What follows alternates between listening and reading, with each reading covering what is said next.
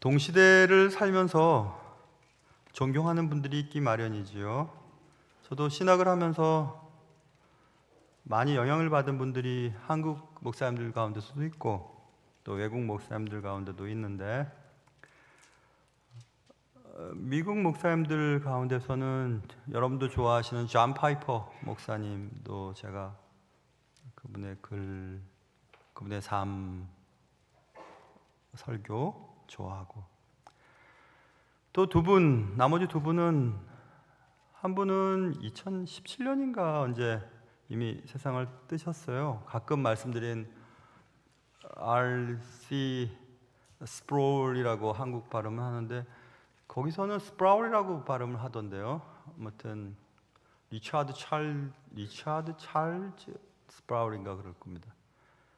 그분의 글, 또 설교 말씀, 책들은 저한테 딱 맞았어요. 너무 은혜로웠습니다. 그리고 또 한 분은 존 맥아서 주니어라고 하는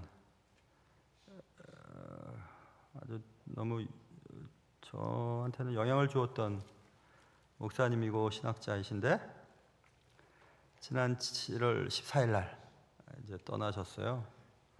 그래서 왠지 좀 마음이 그랬습니다. 계속 이렇게 그분의 글과 또 말을 읽고 들으면서 영향을 받아왔는데, 존 맥아서 주니어와 스프라울 교수님은 동갑이에요. 1939년도생이신데 한 분은 먼저 가셨고 또 한 분은 엊그제 가시고, 그러면서 스프라울 교수님의 글들을, 누가복음에 관련된 글들을 읽으면서 이런 얘기가 나온 것을 보았습니다. 세상 사람들이 말하기를 교회는 위선자들로 가득 차 있다, 이렇게 얘기를 했답니다. 왜냐하면 교회 밖의 사람들, 예수를 믿지 않는 사람들이 교회 다니는 사람들을 볼 때 그들이 정기적으로 주일날, 정기적으로 또 수요일날 이렇게 정기적으로 예배를 참석하는 것을 보고 있다가 그들이 주중에는 삶의 현장에서 그들의 말과 행동을 자세히 관찰해 보면, 그리고 그들이 삶의 자리에서 여전히 우리와 똑같이 죄를 짓는 것을 보고는, 야, 기독교인이라면서 왜 저렇게 죄를 짓냐?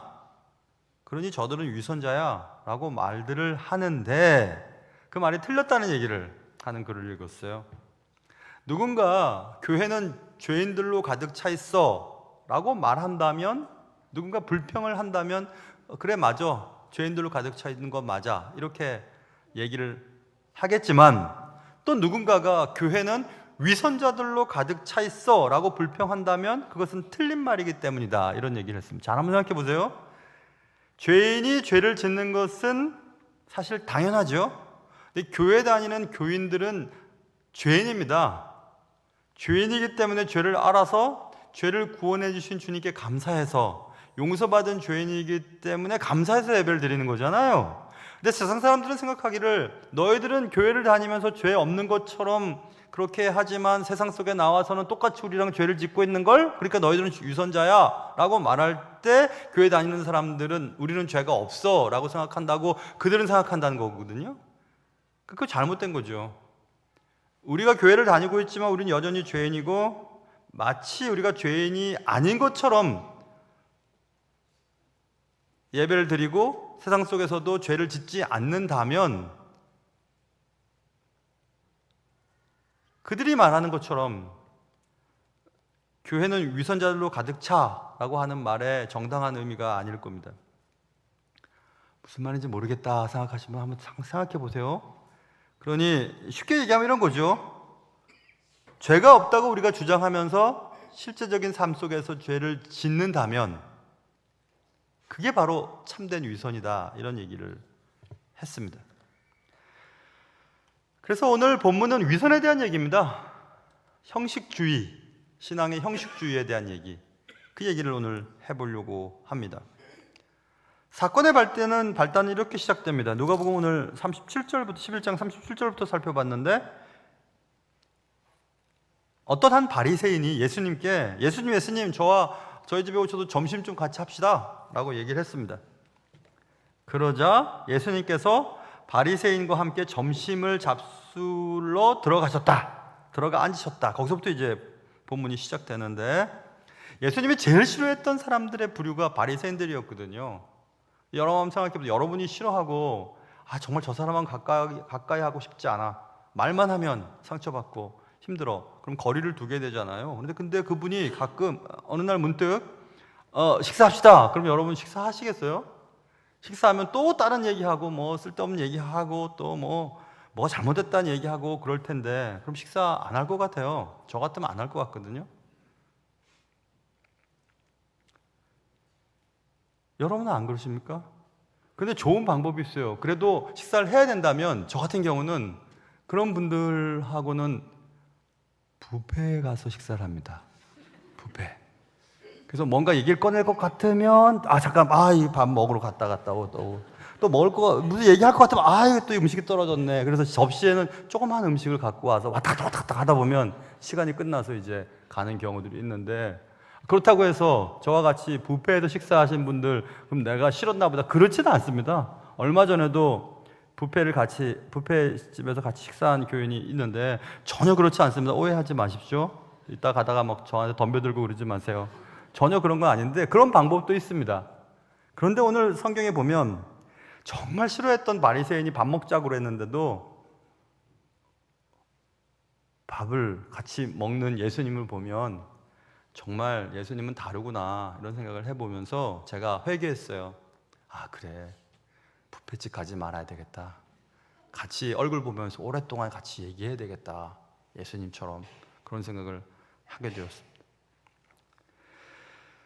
그래서 본받아야 되겠다, 이런 생각을 했고, 바리새인이 자기와 함께 점심 잡수시기를 청했을 때 들어가 앉으시면서 잡수시기 전에 손을 씻지 아니한 것부터 문제가 시작됐습니다. 참 이상하죠? 예수님이 식사 초대받으면 들어갈 때 손을 씻는 것은 정결 예식 가운데 있었거든요. 유대인들 정결 예식. 물론 그렇지만 이 손을 씻는 정결 예식은 율법에 기록되어 있는 성문화된 율법은 아니었습니다. 레위기의 제사장들이 정결 예식을 하면 손을 씻는 것에서 시간이 지나면서 확대되어서 일반 백성들에게까지 손을 씻는 정결 예식이 진행되었다. 그래서 이 예수님의 의도적으로 손을 씻지 않는 이유는, 예수님께서는 인간이 만든 규례, 하나님의 나라와는 아무 상관이 없는 이런 규례에 대한 거부, 그리고 본질에서 멀어진 형식주의에 대한 책망 때문에 일부러 이러셨구나라는 것을 알 수 있습니다. 자, 손을 씻지 아니하였더니 그 바리새인이 보고 이상히 여겼다 돼 있죠. 한국말에는 이상히 여겼다, 영어 성경에는 word surprised라고 돼 있거든요. 굉장히 놀란 겁니다. 깜짝 놀랐어요. 아니 이게 뭐야? 손을 씻지 않다니. 그러면서 주님께서는 이 기회를 잡아서 사소한 음식 이 장면을 통해서 바리새인들에게 몇 가지 책망을 하십니다. 그리고 거기다가 45절에 보면 율법 교사까지 책망을 하시는 장면이 오늘 본문에 기록되어 있습니다. 성경에서, 특별히 신약 성경에서 화 있을진저라고 주님이 말씀하실 때는 하나님의 심판을 선언하는 표현이거든요.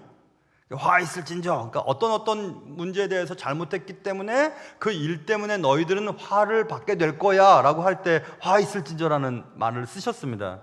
그런데 오늘 눈을 따라 보시면 바리새인에게 42절 화 있을진저, 43절 화 있을진저, 44절 화 있을진저 라고 말씀하시면서 바리새인의 세 가지 중요한 죄에 대해서 책망을 하시고, 45절부터는 바톤이 이어집니다. 율법 교사가 이렇게 되어 있고, 46절에 화 있을진저, 47절에 화 있을진저, 52절에 화 있을진저. 율법 교사의 죄에 대한 크게 잘못된 세 가지에 대한 이야기도 화 있을진저라는 말씀으로 책망하는 장면이 나옵니다. 그래서 오늘 우리는 하나씩 살펴보게 될 텐데, 먼저 바리새인들을 향하여 세 가지 화에 대한 하나님의 선언은 어떤 의미인가 이겁니다. 첫 번째 42절 화 있을진저 너희 바리새인이여 너희가 박하와 운향과 모든 채소의 11조는 들이되 공의와 하나님께 대한 사랑은 버리는도다. 그러나 이것도 행하고 저것도 버리지 말아야 할지니라. 외적으로 보기에 매우 좋아 보이는 11조에 너희들은 굉장히 집중하지. 채소까지도 11조를 드리지 잘하는 거야. 그렇지만 하나님이 더 중요하게 여기시는 정의와 사랑을 무시하는 것에 대한 예수님의 책망이었습니다. 바리새인은 11조까지 채소까지도 11조를 드릴 만큼 11조를 드리는 그들의 행위에 대해 매우 자부심을 느꼈던 그룹이었습니다. 그렇지만 그들은 11조를 과도하게 집착하고 강조하면서도 하나님이 원하시는 사랑과 정의에 대해서는 무시했다. 이렇게 말씀하는 것이었습니다. 11조 자체는 나쁘진 않지만 더 큰 계명인 하나님을 사랑하고 이웃을 사랑하는 것 없이 11조만 강조한다는 것은 무의미한 것이다. 요즘에도 그런 패밀리 레스토랑에 그런 거 있나요? 옛날에 그런 거 딱 들어가면 뭐 그냥 청년들이 옷을 좀 예쁘게 입고 사랑합니다 고객님 하고 막 딸랑딸랑 해요. 그럼 맨 처음에 정말 너무 어색했어요. 제가 날 언제 봤다고 사랑한다 하지? 뭐 그런 생각도 들고, 또 고객센터에 전화 걸면 사랑합니다 고객님 합니다. 그럼 우리는 정말 그 사랑의 고백을 받고 나 사랑해? 우리 만날까? 그런 사람 어디 있습니까? 미쳤지. 그래서 그들의 사랑의 표현은 형식이죠, 형식. 여러분, 우리 교회는 새벽 예배 되게 많이 나오십니다. 가끔씩 한번 나와보세요. 이렇게 새벽 예배 성도들이 많이 나오나 할 만큼 100 몇십 명씩 나옵니다, 새벽에. 성가대도 있고. 근데 불이 딱 켜지면 이제 앞에 설교하는 설교자 목사님이 오늘 어떻게 뭐 잘 오셨고 비도 뚫고 뭐 잘 오셨고 한마디 쭉 하면서 이제 멘트를 딱 달거든요. 그러면서 여러분의 오늘 말씀이 은혜가 되길 바랍니다. 이렇게 얘기를 해요. 그렇게 얘기할 때 제가 우리 부교육자님들과 우리 그렇게 멘트를 할 때 정말 성도들의 얼굴을 보고 정말 감사하고 기쁘게 그렇게 하자라고 얘기했었습니다. 그런데 그게 잘 안 돼요. 왜 안 될까 생각해 봤는데, 목사님들이 이제 불이 딱 켜지면 오늘 뭐 이렇게 뭐 수고하시고 뭐 이렇게 멘트 할 때 여러분에게 그런 은혜가 있길 바랍니다 이렇게 이제 하잖아요. 그럼 이제 여러분들은 이렇게 하고 쳐다보고 있어요, 진짜로. 그러니까 이제 너무 이게 좀 무한하잖아요, 그렇죠? 말을 하고 대답이 없으면. 그러니까 한두 번 그렇게 하다가 대답이 없으니까 이제 얼굴을 안 보고 그냥 오늘도 여러분에게 있으면 바랍니다 하고 그냥 바로 넘어가 버리는 거예요. 서로 그런 거죠. 저는 이제 담임 목사니까 아무래도 그래도 또 제가 또 워낙 또 성품이 좋으니까 이렇게 얼굴을 다 쳐다보면서 이렇게 인사를 하잖아요. 그럴 때 여러분 진짜 반가워 그러면 아멘 하거나 얼굴에 좀 미소를 보이셔야 돼요. 그렇지 않으면 형식적이 돼 버려요. 반갑습니다 고객님, 사랑합니다 고객님. 이거 때리고 싶어 그냥. 정말 그런 게 아닌데도 형식적으로 하면 오히려 안 하는 것만 못 하잖아요. 그 얘기를 하는 겁니다. 너희들이 11조를 지키면서 그렇게 주의 말씀대로 따르려고 하지만 진짜 중요한 게 뭔지 아냐? 핵심 가치는 빠진 채 종교 행위에 몰두한다면 그것은 그런 거 아니야. 그 형식주의에 빠지는 거야. 이렇게 말씀하셨습니다. 규칙들이 만들어지기 시작했습니다. 그런데 그 규칙이 생겨질 때 그 규칙을 왜 만들어졌는지에 대한 본질적인 것들은 상실한 채 그 규칙에만 강조를 하다 보면 정신을 잊어버린 것에 대한 책망으로 생각하면 이 본문 말씀이 이해가 됩니다. 그래서 참된 경건이라고 하는 것은 형식적인 종교성에 의해 드러나는 것이 아니고, 우리가 주님을 만나게 되면 우리가 원수까지도 사랑할 수 있고 나와 다른 사람들에게 대해서도 관대할 수 있는 그런 정말 그 관대함의 크기, 자비의 넓이, 사랑의 깊이 같은 것들로 우리의 경건이 드러나야 된다. 뭐 이런 얘기들을 주님이 하셨습니다. 두 번째 화에 대한 것은 43절에 있는데, 화 있을지어 너희 바리새인이여 너희가 회당의 높은 자리와 시장에서 문안받는 것을 기뻐하는 도다 이렇게 돼 있죠. 회당의 높은 자리에 왜 앉으려고 할까요? 사람이 많이 다니는 시장에 굳이 바리새인의 티를 내는 옷을 입고 거기서 왜 기다리고 있을까요? 그것은 그들의 교만에 대한 표현입니다. 단순하게 중요해 보이고 싶은 문제가 아니라 모든 사람에게 자신이 얼마나 중요한 존재인지를 스스로 알려주고 싶은 그런 의미. 그래서 그것을 과시적인 자만심이라고 어떤 학자가 표현했는데, 과시적 자만심은 매우 심각한 죄이다, 이렇게 말씀을 했습니다. 제가 어릴 때 교회 다닐 때만 해도 교회 목사님들께서는 그냥 신학교 나오셔서 목회하시면 막 다들 존경하시고 그랬어요. 굳이 학위 같은 거 필요 없었던 때가 있었습니다. 제가 어릴 때만 해도 그랬죠. 근데 어느 때부터 한국교회, 다 그렇지는 않습니다. 한국교회 담임 목사님의 학벌이 자꾸 높아지기 시작했어요. 그래서 정상적인 4년대 대학을 나오고, 우리 교단 같은 경우라면 총신대 신학대학원 3년의 MDB죠. Master of Divinity, 목회학 석사과정입니다. MDB를 마치고, 그리고 강도고시를 보고 목사고시를 보고 패스한 후에 목사 안수를 받으면 목회를 하는, 그게 정상적이잖아요. 근데 거기서 자꾸 공부를 더 해요. 그래서 학위가 MDB 있어, THM 있어, MA 있어, 뭐 디민이나 PhD나 THD 같은 게 있어 하고 자꾸 학위를 높여지는 이유가 뭘까? 왜 그럴까? 그 두 가지 이유겠죠. 내가 사역을 하기에 이쪽 소그룹이면 소그룹, 리더십이면 리더십, 구약이면 구약, 신약이면 신약에 대한 전문성을 길러서 내 목회에 좋은 도구로 그것을 사용하려고 하는 좋은 의미가 있는 경우들도 있습니다. 그렇지만 또 어떤 부분은 그런 학위가 사역의 도구보다는 더 큰 교회를 위한 수단으로 삼는 경우들도 없다고 말할 수 없어요. 이 정도는 해야지, 이 정도 학위는 있어야지, 유학은 갔다 와야지, 저 정도 교회 서류를 내지 하는 그런 것들이 없지 않아 있습니다. 왜 그렇게 됐을까? 목회자의 가장 중요한 것은 신실성 아니겠어요? 신실성, 하나님의 말씀에 대한 신실한 태도, 성도들을 정말 사랑하는 마음들, 그게 더 중요했던 때가 있었는데 요즘은 안 그렇습니다. 얼마나 많이 공부했는지, 유학을 갔다 왔는지, 갔다 오지 않았는지, 그런 것들이 요구되는 시대가 되어가고 있습니다. 왜 그럴까? 그런 것들로 인하여 존경을 받으려고 하고 결국 그것에 의존하는 모습은 아닐까?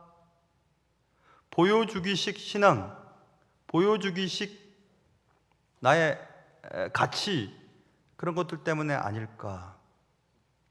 여러분과 저의 가치는 타인에 의하여 결정되는 것이 아닙니다. 다른 사람이 당신 정말 가치 있는 존재야, 당신 정말 필요한 존재야 라고 말했다고 해서 그렇게 되는 것은 아닙니다. 나의 가치는 오직 하나님의 눈 안에 달려있죠. 우리가 뭘 했든지, 뭘 하지 않았든지, 뭘 이루었든지, 이루지 못했든지, 성공했든지, 실패했든지 상관없이 하나님께는 그냥 여전히 가치 있는 존재이거든요. 그런데 신앙생활도 그렇게 한다는 겁니다. 바리새인들이 높은 자리에 앉아서 인사받고, 사람 많이 다니는데 일부러 가서 인사받으면서 내가 스스로 저 사람들로부터 난 높은 존재야 라는 것을 인정받고 싶은 그런 보여주기식 신앙, 그거 하지 말아라, 이렇게 주님이 말씀하고 있습니다. 세 번째, 화 있을진저라는 말이 또 있는데 44절에 보면 너희는 평토장한 무덤 같아서 그 위를 밟는 사람이 알지 못한다. 평토장한 무덤이 뭐냐? 평토장한 무덤, 이것은 영어로 보세요. unmarked graves라고 되어 있어요. 표시가 되지 않은 무덤을 말해요.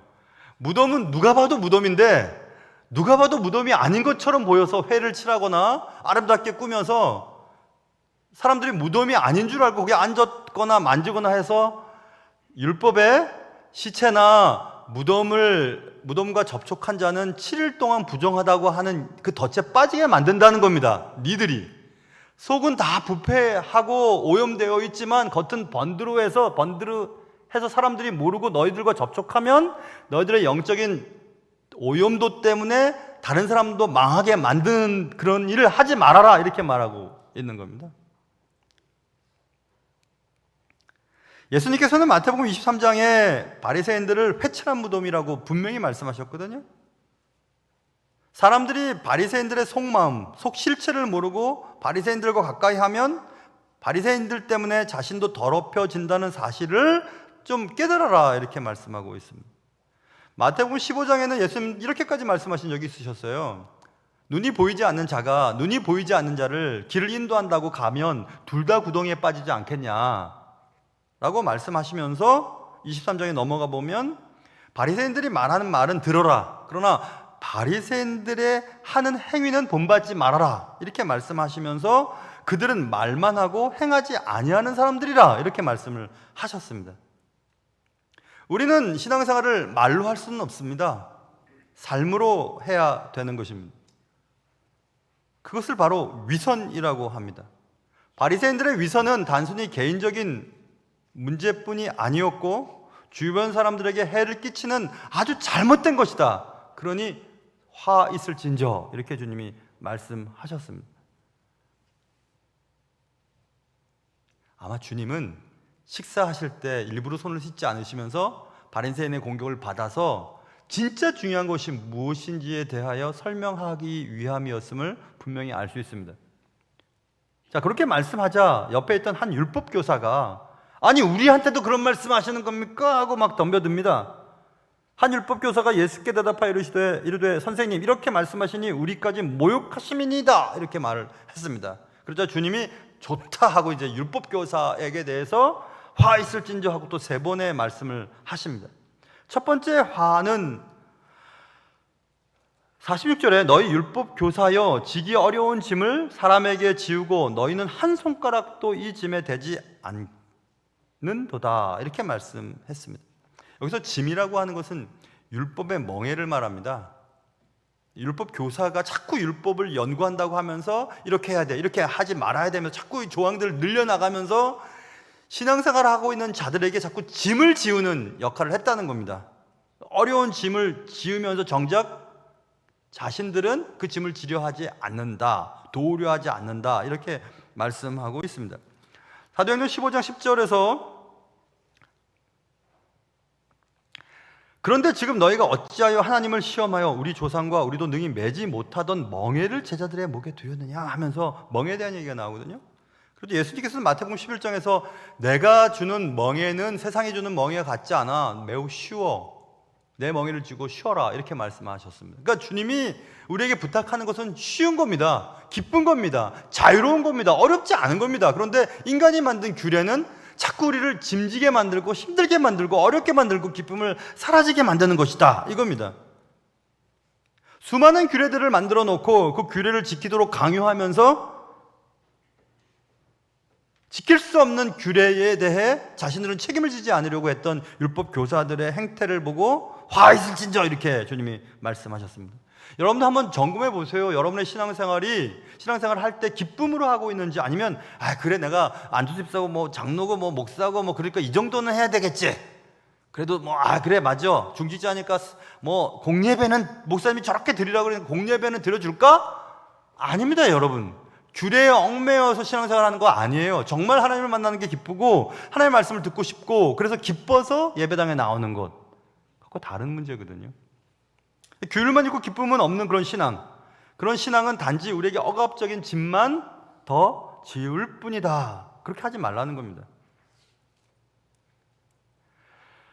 모든 사람들은 각자의 삶의 자리가 전쟁터입니다.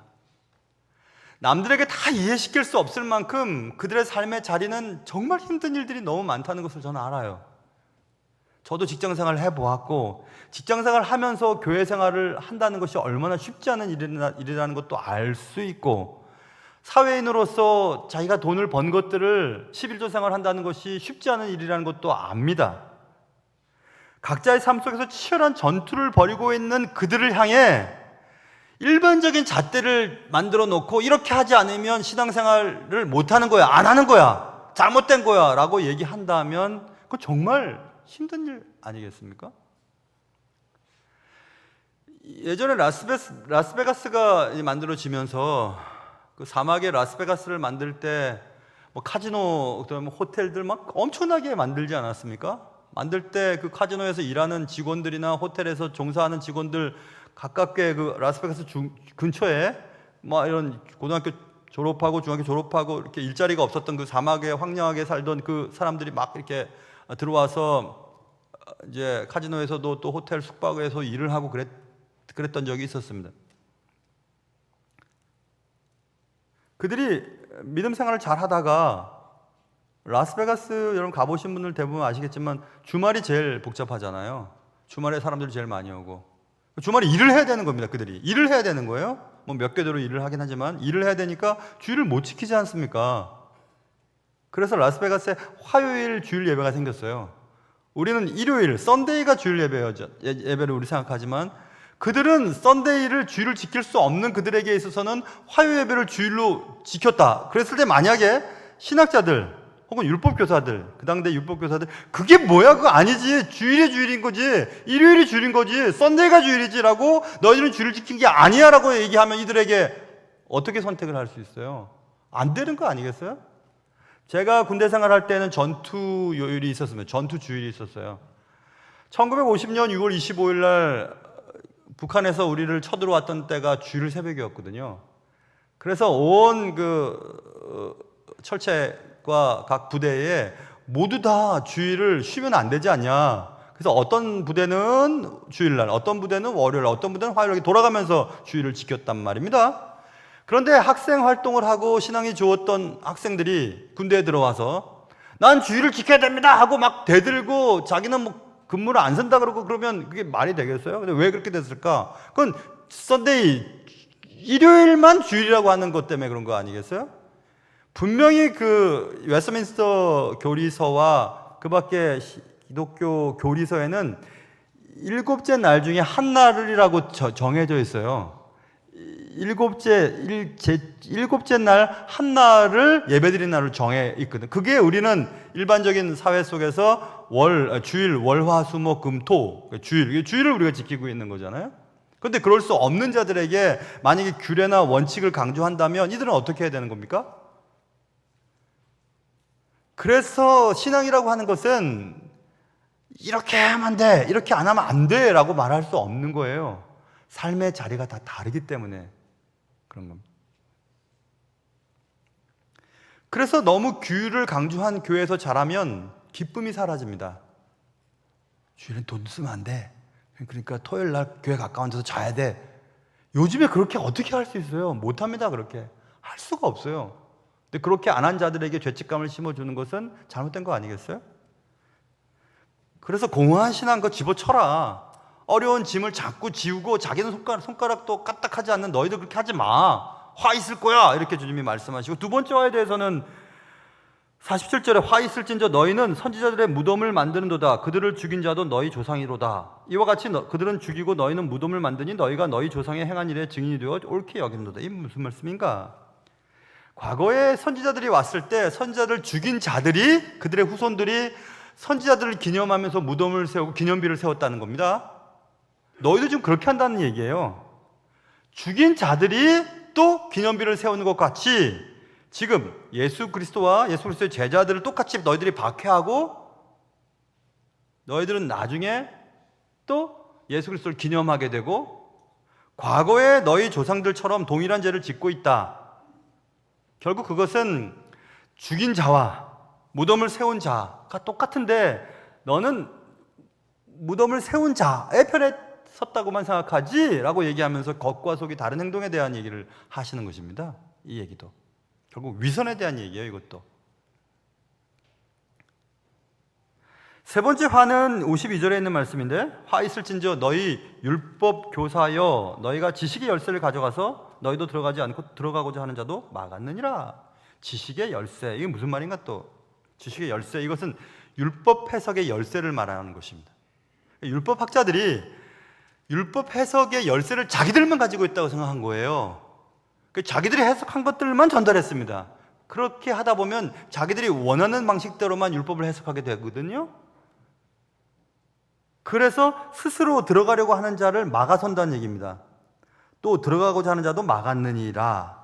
백성들에게 참된 지식을 가르치지 아니하고 보편적인 얘기를 하지 아니하고 선별적으로 지식을 가르치고 성경 해석을 개개인은 하지 못하도록 만들었다. 그러니까 그릇된 해석으로 백성들을 진리에서 멀어지도록 만들었다. 스스로 진리에 들어가지도 않았고 들어가는 자들도 막았다. 진리의 길을 막는 것은 가장 큰 죄 가운데 하나입니다. 하나님의 은혜를 독점하려고 하는 것은 심각한 죄입니다. 그 안식년 때에 어느 나라에 제가 있었었는데 그 나라의 율법 부활절 주간이었어요. 근데 거기에는 개신교 교회를 발견하기가, 개혁 교회를 발견하기가 어려운 나라였어요. 그래서 아내와 같이 그 천주교 미사하러 성당에 들어갔더랬습니다. 부활 주간에 미사를 보러 들어갔었는데 여전히 무슨 말 하는지 못 알아듣겠더라고요. 그 나라의 말을 쓰긴 쓰지만 라틴 말을 여전히 쓰고 있어요. 사제들이 강론을 하면서. 그럼 너희들 모르지? 난 알아. 그러니까 내 말 잘 들어야 돼 하고 원하는 것들만 말하는 겁니다. 종교 예전에 교부 시대 때 종교 개혁 바로 전에 그들만의 말씀으로 받았어요. 그래서 종교 개혁이 일어나면서 가장 먼저 했던 것은 그 나라 말로 번역이 시작됐잖아요. 독일어면 독일어, 영어면 영어 이렇게 계속 번역이 돼서 지금 우리나라 말로 되어 있잖아요. 만약이 하나님의 말씀을 소위 라틴어를 배운 자들 혹은 로교를 배운 자들, 영어를 배운 자들만 볼 수 있는 언어가 된다면 그것은 지식의 열쇠를 자기만 갖고 있는 거예요. 그렇죠? 그래서 그렇게 하면 안 된다는 겁니다. 설교 잘하는 자들을 들어보면 설교 잘하는 자는 다른 게 아닙니다. 말을 잘하거나 딕션이 좋거나 뭐 아주 지적인 능력이 상당히 높은 것보다 설교를 잘한다라고 평가를 받는 설교자들은 누가 들어도 이해가 되는 설교를 하는 거예요. 이해가 잘 돼요. 아이들이 들어도 이해가 되고 노인들이 들어도 이해가 되고 박사가 들어도 이해가 되고 박사가 아닌 자들이 들어도 이해가 되는. 그 왜 그러냐면 진리는 보편적인 거거든요. 그런데 율법학자 너희들은 지식의 열쇠를 너희들만 갖고 너희들도 안 들어가고 들어가는 자들도 막는다. 그렇게 하지 마라. 이렇게 지금 주님이 말씀하는 것입니다. 율법학자들에 대해서. 자, 바리새인들에게 화 있을진저 세 가지 얘기하고 율법학자들에게 화 있을진저 세 가지 얘기했는데 세 가지 다 종합해보면 똑같아요. 하나의 주제입니다. 그건 외식이에요. 형식주의입니다. 그들은 그 말을 듣고 기분이 굉장히 나빴던 것 같습니다. 53절과 54절에 보면 거기서 나오실 때에 서기관과 바리새인들이 거세게 달려들었습니다. 막 난폭하게 달려들어가서 여러 가지 일을 막 따져 물었습니다. 뭐라고 당신이 뭐냐고 막 따져 물었어요. 그리고 그 입에서 나오는 말을 책 잡고자 예수님의 입에서 나오는 말을 책을 잡으려고 하여 노리고 있었다. 이렇게 성경은 써 있습니다. 그들의 반응은 정말 기분 나쁜 것이었습니다.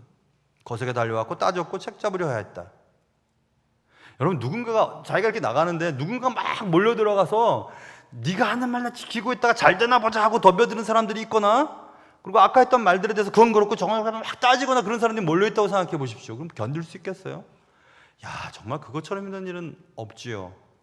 일과 다수의 문제에 있어서 말입니다. 그런데 예수님은 거기에 대해서 그렇게 기분 나빠하시면서 욕을 하시거나 때리거나 그렇게 한 기록이 없잖아요. 역시 예수님 다르시구나 이런 생각을 해봤습니다. 왜 그들은 예수님의 말씀을 듣고 가슴에 찔림을 받고 회개하고 돌이키지 않고 예수님에 대한 적대감을 더 키워왔을까? 맞는 말씀이어서 그랬던 걸까? 들켰기 때문인 걸까? 아니면 정말 그들이 그렇게 하고 있지 않다고 생각했던 것일까? 바른 말을 해도 듣지 않으려고 하는 자들은 대부분 그런 행태입니다. 자기는 그렇지 않다. 이 말은 내게 하는 말이 아니야. 난 전혀 그렇지 않아. 저 사람이 말하는 것이 틀렸어. 그래서 그 사람을 공격하기 시작합니다. 메시지가 기분 나쁘면 메신저를 공격한다면서요. 지금 예수님을 공격하는 겁니다. 그래서 그들은 예수님을 유인하여 잡으려는 수많은 노력들을 계속해서 합니다. 이 본문 말씀을 쭉 읽고 설교 타이핑을 하면서 제목이 떠올랐어요. 호박의 줄긋기구나 생각했습니다. 호박에 줄을 친다고 수박이 되냐? 보통 못생겼다는 말이 맞는 얘기는 아니에요. 못생긴 사람 하나도 없습니다. 덜 생기거나 조금 그렇지. 못생긴 사람은 없어요. 덜 생긴 것도 다 어울립니다. 저가 덜 생겼잖아요. 그런데 못생긴 사람이 꾸민다고 해서 외모가 달라지냐? 야, 수박은 수박이고 호박은 호박이지 호박에 줄 긋는다고 수박이 되냐? 이렇게 얘기를 하는 게 호박의 줄긋기 아닙니까? 겉모습만 꾸며서는 본질은 절대 달라질 수 없어. 그럴 때 호박의 줄긋기 아니에요? 바리새인과 율법학자들은 호박의 줄긋기를 계속하는 거예요. 본질과는 상관없습니다. 겉에만 멋지면 괜찮은 거라고 생각한 거예요. 11조 그냥 최소까지 11조를 지키면 정말 주님의 뜻대로 산다고 생각했던 것이었습니다. 그리고 그들이 인사를 받으면 정말 날 존경하기 때문에 인사라는 걸로 알았어요. 그들의 선택적인 진리를 취하는 것 때문에 너희는 이것만 들어야 돼 라고 얘기하면 그게 그렇게 되는 건 줄로 알았던 것이었습니다. 우리는 그런 게 없을까요, 여러분? 내가 원하는 대로 듣고 내가 기분 좋은 말만 듣고 싶어 하고 내게 주어진 말씀은 저 사람이 들어야 되는데 하고 튕겨버리고 말씀을 전하는 자를 미워하고 공격하고 거세게 몰아치고 그런 적은 없었습니까? 왜 있는 모습 그대로를 받으려고 하지 않을까요? 호박이든 수박이든 어떻습니까? 나를 나되게 하신 분은 하나님이시고 나를 수박 만드셨든지 호박 만드셨든지 그 무슨 상관이 있습니까? 내 안의 것이 소중한데. 그래서 주님은 오늘 본문 말씀을 통해서 너희 안에 있는 위선을 좀 버려라 이렇게 말씀하고 있고, 신앙은 외면적인 것이 아니라 진정성을 강조해야 된다고 지금 말씀하고 있습니다. 그러나 여전히 오늘도 우리는 여전히 정성껏 무엇인가 줄을 긋고 있는 호박들을 가지고 있습니다. 이렇게 하면 남들에게 잘 보일 거야. 이렇게 하면 신앙 좋다는 말을 들을 수 있을 거야. 적어도 이 정도 하면 괜찮겠지라고 생각하는 호박들 말입니다. 그러나 호박은 호박인 겁니다. 수박이 될 수가 없어요. 안이 변해야 되는 겁니다. 안이. 바깥이 호박 같아도 수박은 안이 수박이면 수박인 거죠. 정말 그리스도인은 우리의 내면 생활과 우리의 사적 생활에서 정말 그리스도인의 가치관대로 살고 있는가? 원수까지라도 관대한 마음으로 그들을 사랑할 수 있는 마음들이 넓혀지고 있는가? 정말 주님의 말씀을 생활 속에 실천하기 위해 최선을 다하고 있는가지, 예배를 꼬박꼬박 드리고 11조를 정확하게 드리고 교회에서 얻은 직분이 올라가고 그래서 집사님, 장로님, 목사님 말씀을 듣는 것이 아니에요. 저의 가장 큰 기도 제목 가운데 가장 우선순위에 있는 기도 제목은 뭔지 아세요? 저는 진정한 그리스도인이 되는 거예요. 좋은 그리스도인, 진짜 그리스도인이 되는 거예요. 누군가 저를 생각하면 충신교회 정말 이렇게 좋은 교회 담임 목사가 아니고 정말 그는 그리스도인이었지라는 말을 듣고 싶어요. 제 자녀들에게나 또 제 아내에게나 저를 아는 사람들에게 너 정말 그리스도인 맞네 라는 말을 정말 듣고 싶습니다. 그래서 저는 언제부터 그런 생각을 하게 되었어요. 줄긋기보다 내면이 달라지도록 애를 써야 되겠다. 그래서 제가 가끔씩 말씀드리지 않습니까? 교회에서의 모습과 삶의 현장 속에서의 모습이 같아야 된다고. 여러분이 그리스도인들끼리 모여있을 때와 그리스도의 아닌 사람들 속에 있을 때도 여전히 여러분의 모습은 똑같아야 된다고. 100명, 수백 명이 모여있는 곳에서의 그리스도인의 모습이 아니고 여러분 혼자 있을 때의 모습도 정말 그리스도인의 모습이 되어야 한다고 말씀드리지 않습니까? 그렇게 되기 전까지는 우리는 여전히 위선적인 그리스도인이 될 겁니다. 바리새인적 그리고 율법학자적인 그리스도인이 될 수밖에 없을 것입니다. 사랑하는 성도 여러분, 진짜가 되어야 돼요. 진짜가. 사람은 겉모습을 보고 판단하지만 주님은 우리의 중심을 보고 계시니까 말입니다.